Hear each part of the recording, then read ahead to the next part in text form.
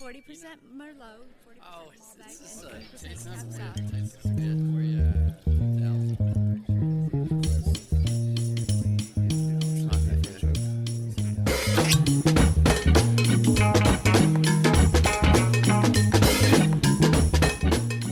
Welcome to the Wine Enthusiast Podcast, the world in your glass.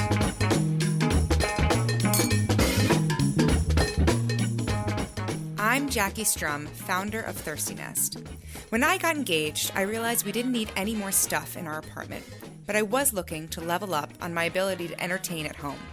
That's why I founded Thirsty Nest, the first curated wine, spirits, and barware gift registry for the modern couple.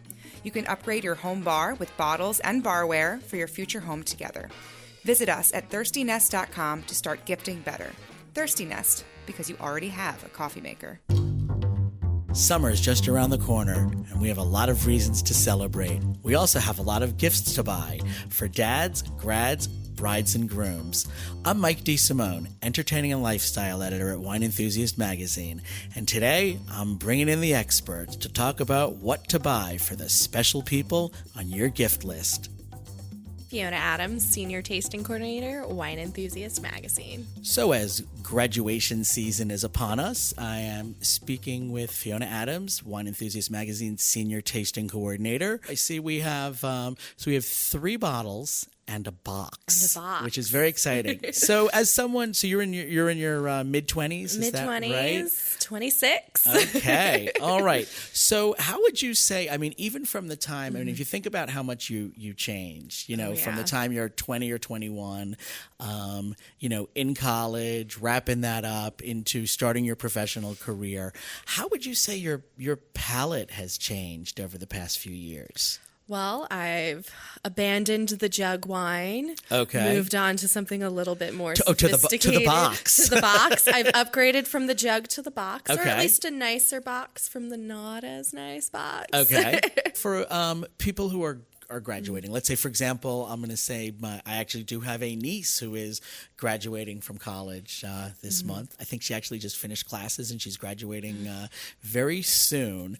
And I know she seems to be more of a spirits drinker. She's like, I know that I think she's a flavored vodka drinker, if I'm not mistaken. Yes, I mean, I've had my fair share of pomegranate vodka and melon vodka. So if I wanted to be like, hey, Caroline, I know this is what you drink, but I don't know what her flavor is. I do know that I know she had a fleeting and dangerous love affair with that Fireball. Is yes.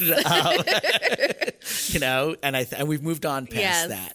If I wanted to say like, hey, Caroline, if you have a new job and you go to your office Christmas party and you're actually going to be for the first time able to legally drink at your office Christmas party, and I thought this was something you might want to try and think about as a style of something to drink in the company of adults who will be judging you at the office Christmas party next year. The wines you brought today, which one would you say I should give to the flavored vodka lover in my life? The flavored vodka lover, I would say either go for, I have a Cremant d'Alsace here. Okay. Or the Pinot Noir, depending on if they want something still or sparkling. All right. So tell me about the Cremant d'Alsace. So Cremant d'Alsace is another traditionally made sparkling wine from France, but it doesn't come with the hefty price tag of champagne. So quick question. I'm giving this, I'm not someone, I don't work at Wine Enthusiast magazine, right? And I hand someone a bottle of Cremant d'Alsace and they say, oh my God, champagne, thank you. What do I say? My lifelong battle of... So where do we go? So you just have to explain Champagne is the name of the place in France where champagne is from. There's sparkling wine made in all of France and all over the world, and you're only champagne if you're made in Champagne. Okay. And so where does Cremant d'Alsace come from? So the Alsace region of France is where it's from. Cremant just means traditionally made sparkling wine. Alsace is then in the northeast corner of France. They're known for more of like their steelier, brighter whites, more sort of like a German Austrian style as opposed to a heartier Certainly. French in the South. And Cremont's a great way to sort of break into the region and learn what it's all about. It's usually made from Pinot Blanc mostly, which is really a grape they're known for. They do a lot of still Pinot Blancs, but if you're going to a party and you want to have some friends over, the Cremant is still fun. It's sparkling. So what's the cost on the approximate cost? You can get a Cremant de Alsace usually for around $20. Okay. So a little bit more expensive than your, basic lower end Cava or Prosecco that you might have had in college when you Right. were having a fun, fancy night and you went and you bought the $12 Cava. This is just a small step up. You get to a little bit more complexity and try a new region. Okay. You're going to offer me a drink? I will. Okay. Let's open it up. Actually, I guess I'm the host. Maybe I should offer you a drink. But All right. Let's pop this. okay. Wow. You're a professional. You have opened bottles before, I I see. have. So I'll pour this Okay. for you. Wow, that's got, really, really nice effervescence. It's a good color. It's, I would call that pale to medium straw, if I had to be fancy, which really doesn't sound very, it's not very exciting now, is it? We can go with gold. Gold. Okay. It's a golden color. All right, well, cheers. Cheers. Santé. So it's a little bit fresher than your typical champagne or Right. even cavas that can get really toasty, especially if you're coming from drinking more fruitier cocktails. Right. This still has a lot of really bright, refreshing qualities to it, and it's not that very toasty, almondy. Right. Yeah, you're right. There's a lot of freshness to it. I think when you get to that toasty almondy, which is something that it's very desirable for people who are like, sophisticated wine lovers, toasty almondy to people who don't know wine, they think it's bad. Yeah. They think it's oxidized and it's old, and they may not even have any idea what corked means, but they'll say, "Is this corked?" And but this has none of those qualities. It's bright and crisp and fresh, Yes. which is nice. So now for the wrapping challenge, we have a box of wines. We have sitting the over there. box. Okay. I drank my fair share of boxed wines when I was in college, but it's okay to still drink boxed wines. You don't have to be afraid of the box. It's Right. not always an indication of a lesser quality wine. They're getting more and more sophisticated Certainly. every year. Yeah, there's a lot of them. The packaging is more eco-friendly, so a lot of wineries are moving in that direction, and they're great for parties or, you keep it in your fridge. Like we have a rosé today. Keep that in your fridge. If you have some coworkers over unexpectedly, you have cold wine, and it's sort of lost some of its stigma. I think it has, I love that sound. Like, it's totally different. We had the cork popping, and now we have the ripping of the cardboard Yes. here. I think one of the other important things is the fact that you've got the reservoir inside, that as the wine comes out, it kind of shrinks to fit. You don't have the problem with oxidation and trying to reseal a bottle if you don't finish it. If you don't finish it all in one night, which it is a 3-liter box, so that's a lot of wine. If you finish a 3-liter box in one night, well, if you've just gotten out of college, Yeah, you can keep it in the fridge. It's going to last a long time. You can leave it in there a couple weeks. So that's 3 liters. So that's the equivalent of 4 bottles. Yes. And this is called, it's from the tank. This is from the tank. It's a Vin de France rosé, so it's not classified as any particular region, but it is a Grenache and Syrah blend. Okay, so Which so are- that's that Rhone, the Provençal style. Southern France style. And it's just really light and refreshing. That's a nice, I would call that a salmon pink. It's got that nice It is. light hue to it. Santé. Yeah, it's really light, really fruity. Not too bubblegummy, though, that Right. you can get with some cheaper boxes. Yes.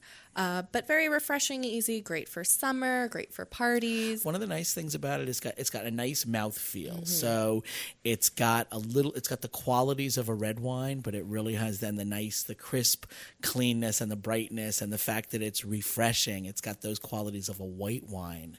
Of course, as well. Yeah. This has got a lot of great fruit to it. You can hold up to food, bring it to a barbecue, bring it to a friend's house, or have some of your new coworkers over. Right.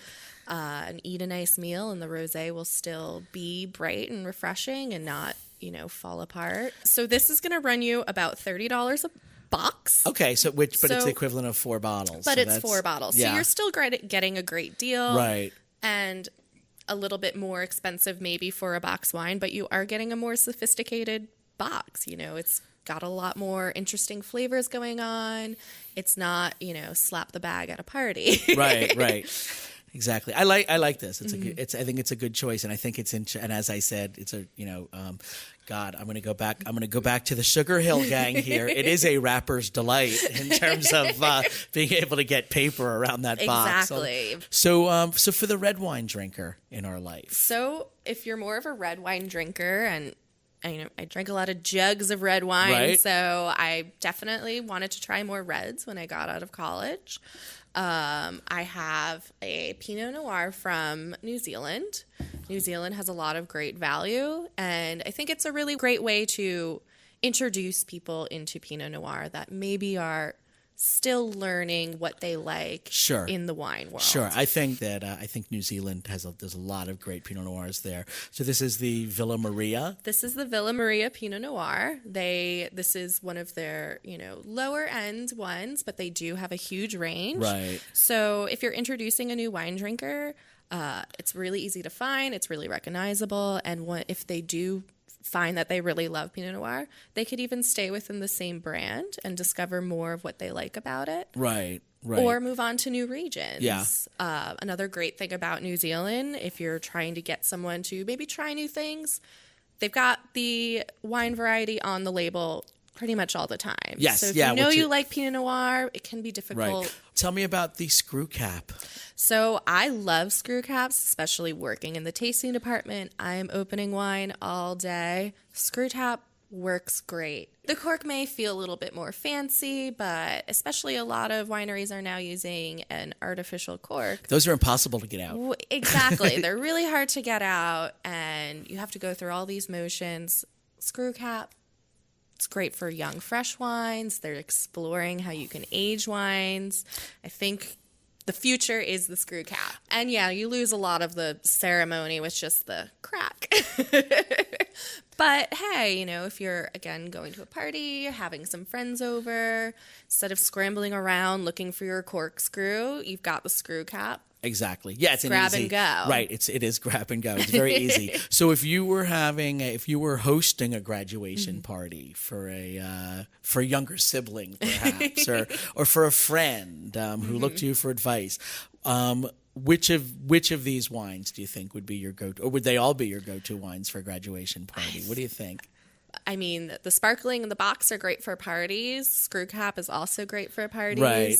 And, I try to avoid maybe going too fast, Sure. Don't want to bring out the big guns at first. Right. These are great ways to introduce them into wine. And with the Villa Maria, it's $15 a bottle. Uh-huh. So, they come to the party, they try it, they love it. Great Right. for me. I'm excited. Right. And then they can actually go out and buy it. So I think that's a really great option for parties if trying to gently nudge Right. your younger drinkers Exactly. into something a little bit more sophisticated. Give them something they can actually recognize and go out and buy. That is actually, that's the whole point of, giving someone an unusual or an interesting gift or something they didn't expect, is to kind of like nudge them in a different direction. It's a lot easier to write a check or buy a gift card. Of course. But I think you've come up with some terrific suggestions. Now, how about glassware? What do you think about glassware for new grads? Glassware would be a great gift for new grads, especially, again, they're starting out. Want to invite their coworkers over, really finding their new adult group of friends. I wouldn't invest in maybe the nicest glassware because they are still Sure. 22. Right, and they're probably going to, and especially when you're 22, that's that period of your life, you move a lot. You move in and out of roommate situations, and you might change jobs and move to another city. So a new wine drinker, what would you recommend they have in their house in terms of wine glass? A classic stemmed universal glass or a white wine glass. Okay. Just because white wine glasses are great for white wine, but they are also excellent for sparkling wines if you don't maybe have the room for flutes in your apartment or are not ready to invest in a flute. Right. Or if you're like me and just prefer to drink sparkling out of a white wine glass. I think it's funny because there's a lot of beautiful flutes on the market, and I feel like flutes have become temporarily passé. They have been. It's all about drinking sparkling out of the white wine glass. But the universal style is great for everything, and you could always throw a cocktail in there or a nice beer, and it will work great for any sort of activity. There we go. So if you're thinking about someone who's a new wine drinker and you're not quite sure what the right thing is, glasses sound like a good idea. But again, we're looking at things that are $15, $20, $30. I think that's a worthy investment, especially if you have a young relative or a peer that you're trying to move over to the wine side. Gently nudge into the wine world. We don't want to freak them out, and it's great. Again, the price point is perfect where they say, "Hey, I love that wine you got me." They can still go out and buy it and not worry about the price. Exactly. Wonderful. Well, thank you so much. It's been great chatting with you. Thank you. Kara Newman, Spirits Editor, Wine Enthusiast Magazine. Father's Day is right around the corner, and Kara has brought some spirits for us to taste. So what do we have, Kara? I brought some goodies. I have for us, first of all, a whiskey to try. Okay. That seems to be one of the standard items that dads seem to enjoy. I mean, usually you wind up with a scotch or a bourbon. Right. But I thought it'd be fun to try a rye whiskey. Okay. Oh, cool. I know rye's having this real resurgence right now. Oh, they're so good for cocktails, Manhattans. But the one that I brought is it's Basil Hayden. Their bourbon is usually one of my go-tos. It's very light, accessible, and it's a high rye bourbon, so it made a lot of sense that they rolled out a rye whiskey. Being a wine person, and I do enjoy spirits, but I would not say that I'm quite the spirits goddess that you might be. So just remind me why is rye? Why is bourbon? Absolutely. Okay. Well, it's a type of whiskey, American whiskey, and just like wine is made up of different types of grapes, whiskeys are made up of different types of grains. And for a whiskey to be considered a bourbon, it needs to be at least 51% corn as part of its mash bill, the mix of the grains. Right. And for a rye whiskey to be called a rye, it needs to be at least 51% rye grain. So I'll pour a little bit for us to try. This one is brand new. I mean, it's literally just rolling out in April. There we go. Perfect. Thank you. And I know just being rolled out, it's there is some availability of this. I mean, folks will be able to find it. It should be pretty widely available, but I like that it's a nice approachable price point too. It's $45. Okay. All right. Great. So it's a good gift. Absolutely. Yeah. Well, cheers. Ooh, that's nice. Yeah. And I love it. It has just a beautiful amber color. Yes. And it's so aromatic. It's all kinds of vanilla and caramel and spice. Yeah, there's spice. There's like a lot of there's some anise in there. It's beautiful, a little licorice, and then that top note of vanilla is beautiful too. And I feel like it's a good one to either sip straight if that's your thing, or right. It would mix beautifully. So if we were going to mix this, what would you mix this with? Well, probably my first thought would be to mix it with some sweet vermouth and make Manhattans. Oh, wow. Yeah. But yes. I think it would be fun also even in a Boulevardier. What is a Boulevardier? It's very similar to a Negroni, but instead of gin, it's whiskey. Usually it's made with bourbon, but I think we could do a lovely rye Boulevardier with this whiskey, Campari, sweet vermouth. Ooh, that sounds really nice. And so I'm just thinking, so if your dad's a spirits lover and your dad drinks whiskey and your dad drinks bourbon, and you're trying to introduce him to a new brand or something, like the Basil Hayden is perfect. But if you want to turn your dad onto something, and he might not be a whiskey drinker, but you think like, I think he would like this. How would you approach it, and how would you gift it to him and explain to him, Dad, I thought you would like this. What would be the selling points for your dad?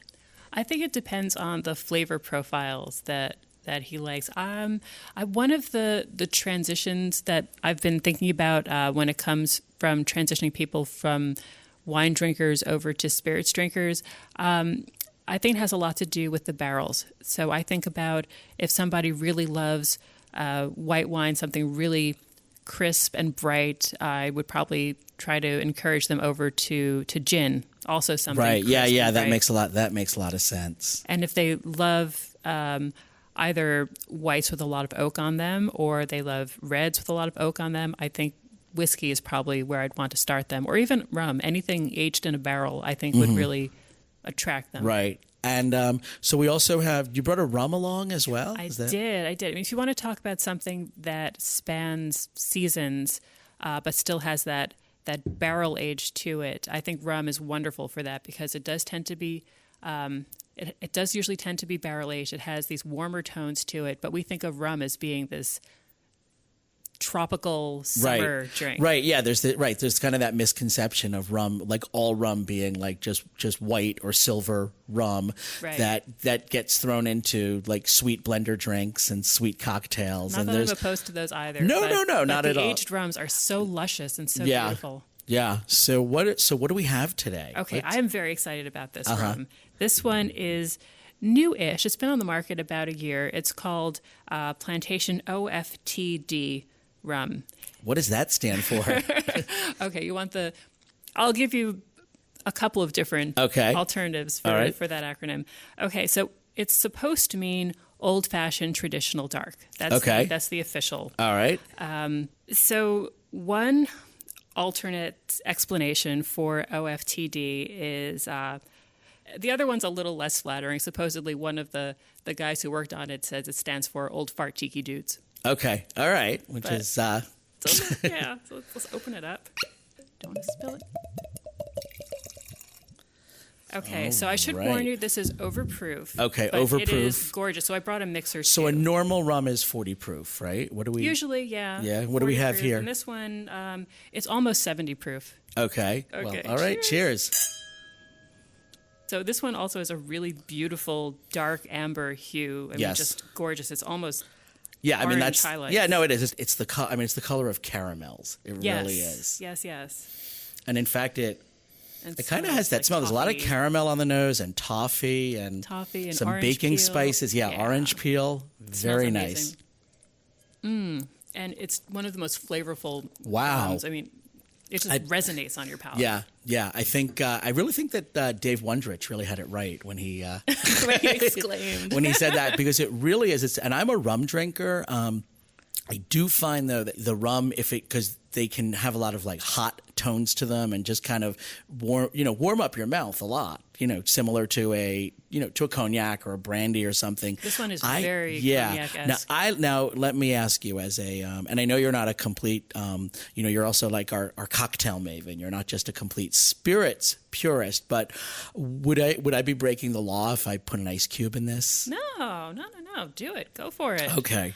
I think it actually would warrant it. It's a little like sipping a whiskey, and it probably would bring out a lot of different tones to it also. I'm going to plop one into mine as well. Whoop, there we go. Because I think now, having just put an ice cube in, I think it's still delicious.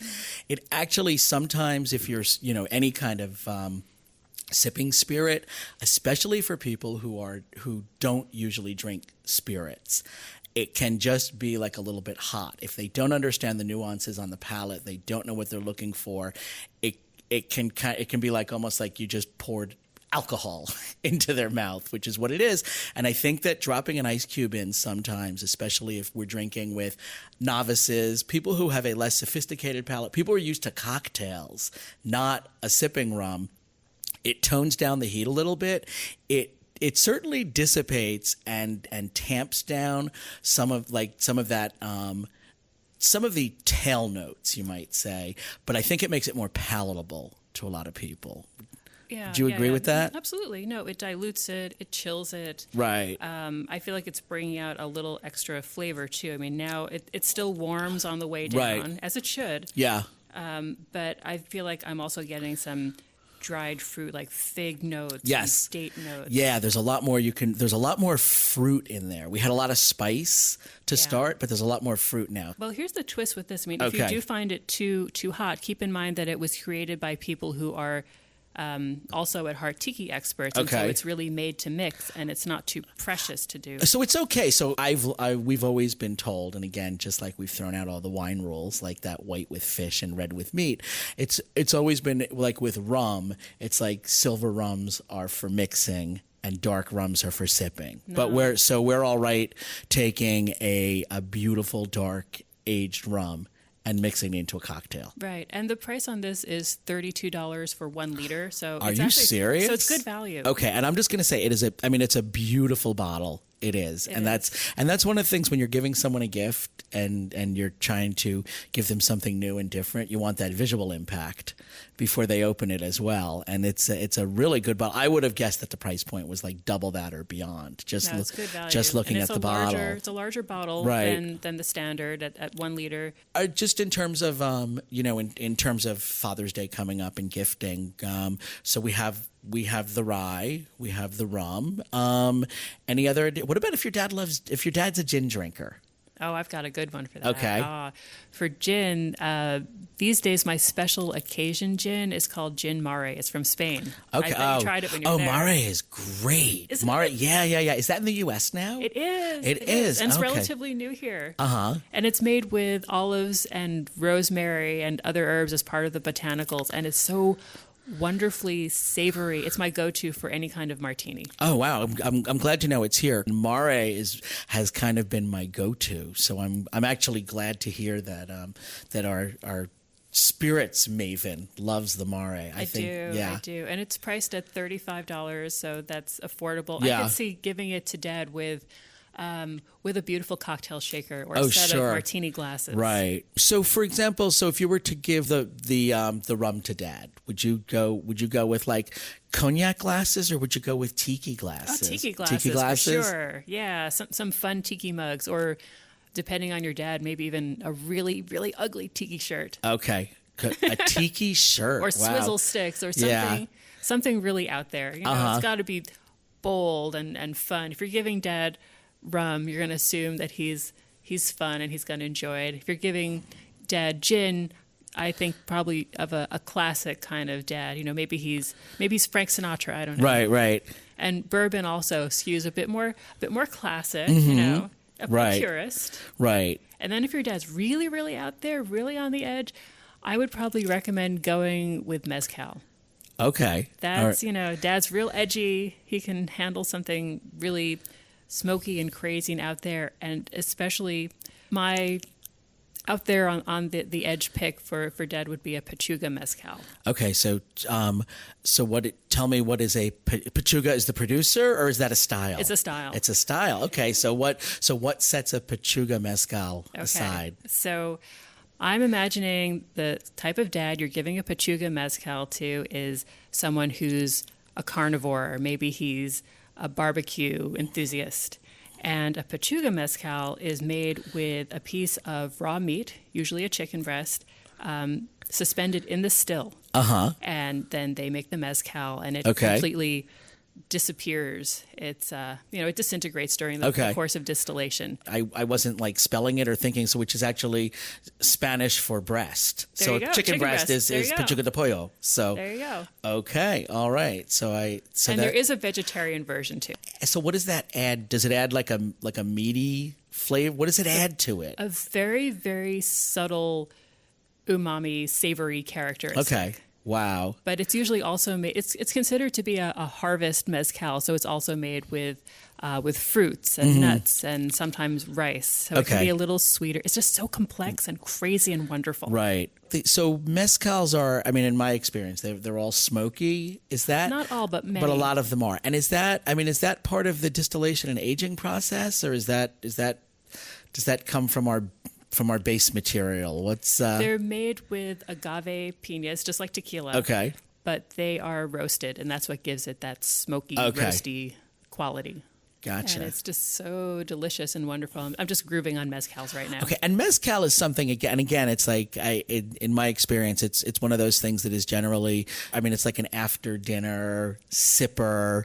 I think that's really a good way to find out about your dad. In fact, is if you give your dad like a bottle of mezcal, kind of, or a bottle of tequila. That kind of thing, because everybody has a story. Everyone who's ever drank tequila has a story about what happened to them one time drinking tequila. And I think when you're growing up, parents try to, they try to be dignified and everything. And I think it'd be good to kind of just sit down with dad and have a drink and talk and be like, "Hey, Dad, did you ever get wild on tequila?" I mean. I love the idea of giving your dad a bottle of anything and opening it up with him and hearing the stories. Exactly. Whatever the story happens to be, whatever the spirit happens to be. Exactly. I love that. All right, Kara, thank you. Thank you, Mike. Jacqueline Strum, founder of Thirsty Nest. So tell me, how did Thirsty Nest start? What gave you this great idea? Sure. So about almost exactly a year ago, I got married, which was really Congratulations. fun. I was aware of that, but congratulations. Yet now again. Everyone knows. So when we were going through the process of getting engaged, setting up our gift registry, we hadn't even finished setting up the registry for the engagement party, which is the first in a series of events, as you know. Engagement party, bridal shower, wedding, and we had already run out of gifts. And we kind of looked at each other and we're like, what do? We live in a 500 square foot apartment on the Upper East Side. We're almost 30 years old. I have enough grown up stuff. I don't need plates and forks. I feed myself because I'm grown up. Exactly. So I kind of thought, this just doesn't make sense and it must be common. And so I started looking around at the data of the way the wedding registry industry is today, and it is very different from the way it was set up to be. So originally it was you were getting engaged at 20 or 22. You were starting out and buying a house. Yeah, you didn't have anything. You didn't have anything, and you were getting a home, and that was going to be like your forever home. And so you needed every last thing.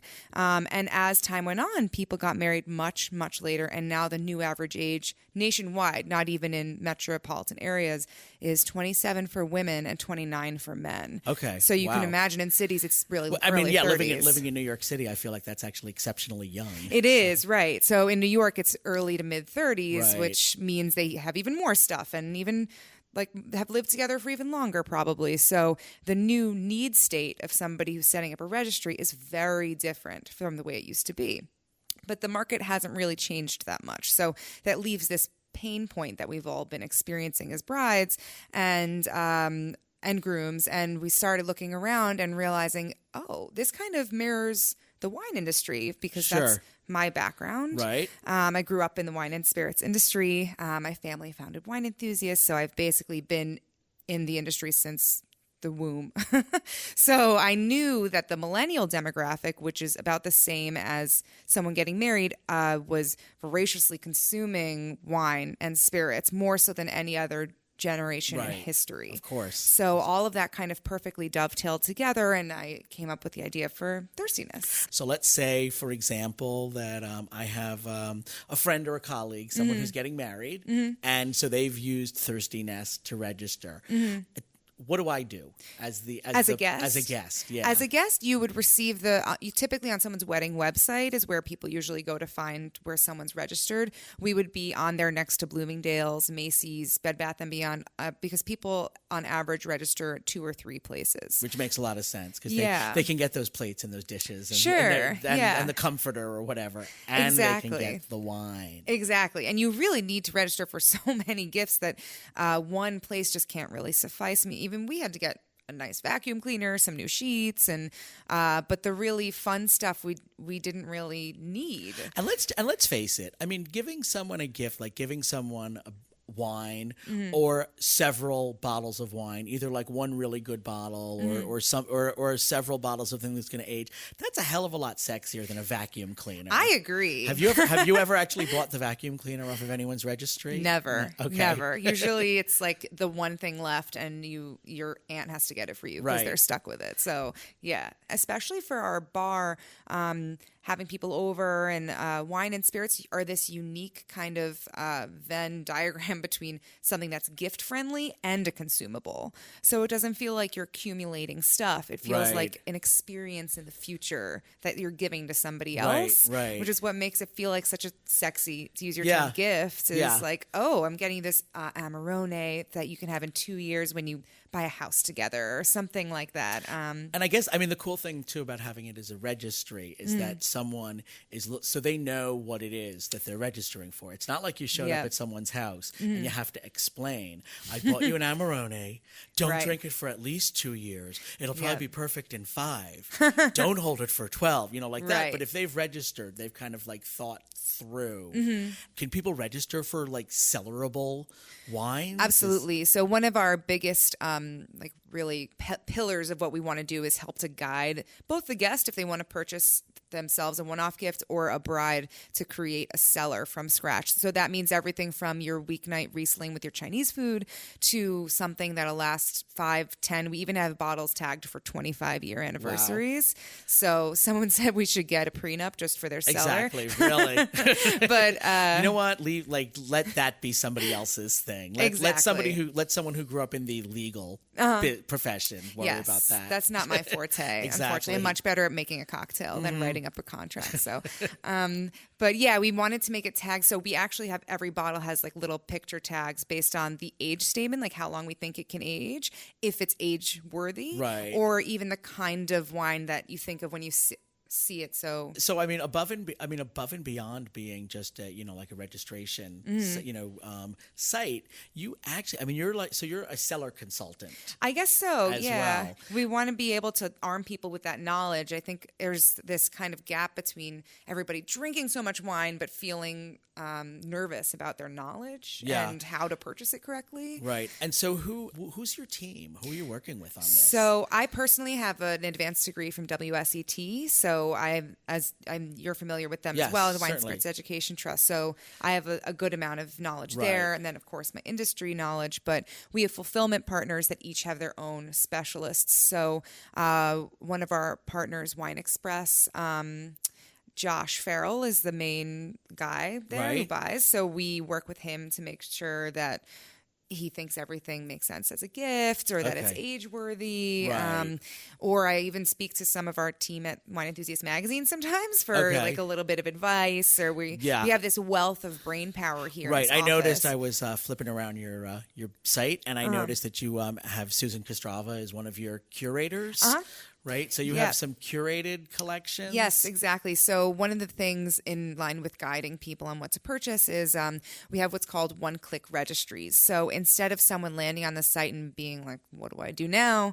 They can actually, in one click, add a collection or a bundle of an entire registry recommended by us and build it so they don't have to build it from scratch. So whether Wow. that's someone who's a whiskey person or a cocktail guy or someone who just wants a really balanced bar, like just the essentials, we've put together collections with everything from storage, glassware, weeknight wine, anniversary wine, and in one click, your whole registry is done. And remind me, I did take a look, but so your collections, about how many in your preset collections, about how many wines? They're are in about, it's wines and the drinkware as well, Okay. all in about like 35 to 45 gifts. Okay. All right. So probably a good bridal shower, I'd Okay. say. Yeah, so that's a good bridal shower or Yeah. I guess that's a small wedding nowadays. Yeah, isn't small it? wedding. Well, but if you add several collections, that right there is almost 100 gifts. And that's where the influencer collections come in that you mentioned. So there's our recommended starter collections. And then we worked with partners like Sue Kostrava, the executive editor of Wine Enthusiast Magazine, to put together her dream registry. Okay. Wow. Yeah. So then you also have, so there's glassware, barware. Yep, and even wine fridges, storage, kind of everything you would need to set up your home bar from scratch, which feels a little more adult than some of the other things you buy in your early 20s. So Sure. it's probably something that not everybody already has completed by the Right. time they're getting married. Right, Now you right. can get like a nice rack or even, fridges and decanters, openers, Right. aerators, all the kind of general So, things. so you for would use. example, if you have a collection of wine, if there's like a registry that is like more age-worthy wines, where we might see a decanter or a Yep. couple of different decanters, or a Coravin, which Okay, we a also Coravin, sell. okay. Or even specific glassware for those kinds of wines. We try to make it really turnkey. So you Right. kind of get, these things go together. These pieces make sense as a gift together. Right. And one of the things I was mentioning to you before we started is the hardware versus software kind Right, of right, concept. right. So being able to get the hardware, which is the drinkware, and the software, like wine and spirits, in one gift makes for a really holistic gifting experience for somebody. Yeah. Prior to when you got married, I guess your sister got married a couple of years Yes, before. almost And- the same weekend actually. Okay, 2 and years so and were you in that period of time where like all of your friends were getting married? yeah, like still. and still okay. Yeah. So what have the wine choices been like at your friends' weddings? At other friends' weddings, well, I can tell it's a lot of the time it's what the caterer makes the most margin on. Sure. And that's really why I like to be able to give someone help if they're curious. Right. And is that help? Is that advice available on Thirsty Nest as Yes, well? absolutely. Or they can even email me hello@thirstynest.com. I'm happy to personally recommend something for them. But yeah, I typically recommend getting a lean white, a fuller white, Right. lean red, and a fuller red, and then rosé and sparkling. Sure. If you can have a nice Right, and I guess a lot of that also depends on what the menu choices are, Yep. what you're serving, And your budget. and, right? And oh, there's that. Oh, don't be silly. Yeah. The budget. So people can't. Is there a section on Thirsty Nest? Yes, for our wedding like wine, not wedding gift, but wine Oh. to serve at your wedding. Absolutely. So under the for the wedding section, there's ceremony and reception wines and spirits as well, things that are easy to batch cocktails with, for example. And then we even have wines to purchase for your engagement party, your bridal shower, your bachelorette party, the kind of more like fun party Wow. vibe wines and spirits, or your bachelor party, scotch, whiskey, or even some fun like pre-bottled cocktails I think are really in right now Yes, and have been yeah. really cool. So we sell those on there as well. Remind me, when were you married a year ago? Exactly a year ago this first weekend of Okay, June. so kind of from the inception, so from the time that you registered to the time you got married to like now to the launch of your site, it's been a year. So Yes, that's true. Wow. Yeah. So you've really moved quite quickly. Yeah, the on second this. I had the concept, I started doing all of this research into the data and looking into whether or not it existed already. And there are ways to do it, but they're not really very modern friendly or user friendly. They're if you like go to your local liquor store, you So can you kind can of pick things up. register. Yeah, but then someone would also have to go to your liquor store. It just didn't feel like it was guided and curated in a way that was easy to use, Right. and B, modern. And another one of the things that kept coming up with my friends that throughout the years that I realized would be helpful for this site is personalized cocktails. Everyone has their cocktail they want for their wedding. Oh, okay. And Right, I right. noticed a lot of people making the mistake of having these like high octane like old fashions because it was cool. Right, And right. people would just get No, you so you need drunk. to. I mean, especially as on the editorial side, when we're doing like when we have like a batch cocktail for a party, we keep them pretty low octane. They There's like, should be. There's like a lot of club soda going Yeah. in those things, and Yeah, because especially if it's hot in the Right, summer, right. or it's just easy to drink too many of yeah, them. no, it is, and and the last thing you need is you don't want to be responsible for having people like over boozed up at your own wedding. Exactly. That's, like, they can kind of do their own thing, and especially if the cocktails are slightly sweet. True, because you can't taste You it. don't know. You have no idea. Yeah, so that's another thing that we have a lot of guidance around on Thirsty Nest, how to pick that out yourself, and that's just not because you're necessarily even buying something from us for it, just so we can be helpful through the Right. whole process and the entire beverage experience for your wedding. We want to be as helpful as possible. So it's not Thirsty Nest. It's not just a shopping site. There's editorial on it. A lot of editorial, yes, because we realized that there wasn't really a voice explaining how to do this in a way that had a good sense of humor and was beginner level all the Right. way up. So we wanted it to be accessible, just like Wine Enthusiast magazine. Right. But in a way that was really digestible and digital, I guess. It's very kind of like bite-sized, and you kind of feel armed with knowledge. Right. And A then little you go irreverent. about your day. It's a little- Exactly. Great. Well, I hope you have an extremely busy June. Thanks. this Yeah, we hope year, so, too. A super busy bridal season. I and hope so. I'm sure. And as we know, people get married all year, not just in June. But I feel like you're going to have a lot of work on your hands with this. So Thank you. good luck and congratulations. Thank you. I hope so. And thanks for having me on. Sure thing. This podcast is produced by Large Media, LARJ Media. Wine Enthusiast is made possible by grapes, sunshine, and wine, and by the hard-working editors who bring you news and information on your favorite beverage every day. If you like what we're doing, share our podcast with your friends and give us a review on iTunes or wherever you get your podcasts. For more fun wine information, follow us on Twitter and Facebook at Wine Enthusiast.